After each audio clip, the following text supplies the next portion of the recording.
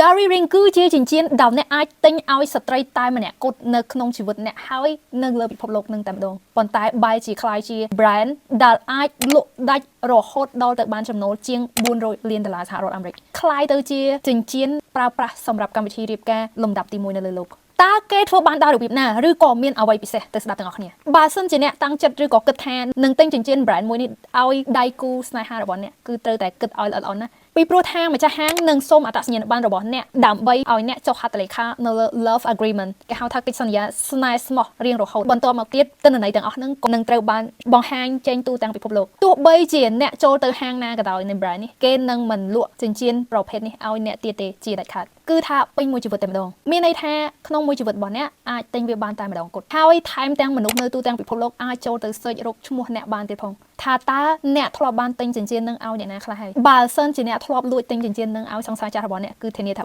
បាយធ្លាយរឿងនឹងតែម្ដងព្រោះថាទោះបីជាសង្សារចាស់របស់អ្នកបានបាត់បង់ជីវិតលើលោកនឹងហើយក៏ដោយក៏ទិន្នន័យមួយនឹងវានឹងនៅតែស្ថិតស្ថេរបែបនឹងជាយូររហូតទៅតែម្ដងស្ដាប់មើលទៅអតិថិជនប្រហែលជាត្រូវគិតច្រើនរហូតដល់អត់ទិញឬក៏មិនអញ្ចឹងទេแบบទម្រាំតែសម្រាប់ចិត្តទិញនឹងគឺត្រូវគិតច្រើនថ្ងៃមែនតើហើយថែមទាំងត្រូវអាចទិញបានតែម្ដងទៀតមានន័យថាมันអាចមានអតិថិជនដដែលមកទិញបានទេព្រោះអីម្នាក់ទិញបានតែម្ដងស្ដាប់ទៅគួរតែមិនអាចធ្វើកម្រៃឬក៏អាចលក់ចេញបានច្រើននោះទេត្រូវអត់ព្រោះម្នាក់ទិញបានតែម្ដងតែគិតបែបហ្នឹងគឺខុសហ្នឹងហើយពីព្រោះថាដោយសារតែវាអាចទិញបានតែម្ដងបែបហ្នឹងឯងគឺធ្វើឲ្យនារីទូទាំងពិភពលោកចង់បានចិញ្ចៀនហ្នឹងពេញបេះដូងតែម្ដងពីព្រោះថាវាមិនមែនគ្រាន់តែជាចិញ្ចៀនមួយវងនោះទេមានន័យថាបើសិនជាអ្នកបានផ្ដល់ចិញ្ចៀននេះទៅកាន់សង្សាររបស់អ្នកឬក៏ដៃគូស្នេហារបស់អ្នកធ្វើឲ្យនារីម្នាក់ហ្នឹងគិតថាអ្នកពិតជាស្រឡាញ់នាងឬក៏គាត់ខ្លាំងណាស់ហើយក៏មើលគាត់ជាមនុស្សពិសេសបំផុតនៅក្នុងជីវិតហើយថែមជានារីចុងក្រោយនៅក្នុងជីវិតដែលជាឲ្យធ្វើឲ្យកំឡោះដែលគាត់ស្រឡាញ់ដៃគូរបស់គាត់ខ្លាំងគឺចាំបាច់ត្រូវតែនាំគ្នារត់ទៅទិញចិញ្ចៀននឹងដើម្បីជូនគូស្នេហ៍ខ្លួនឯងដែលសំខាន់នោះគឺថាទិញ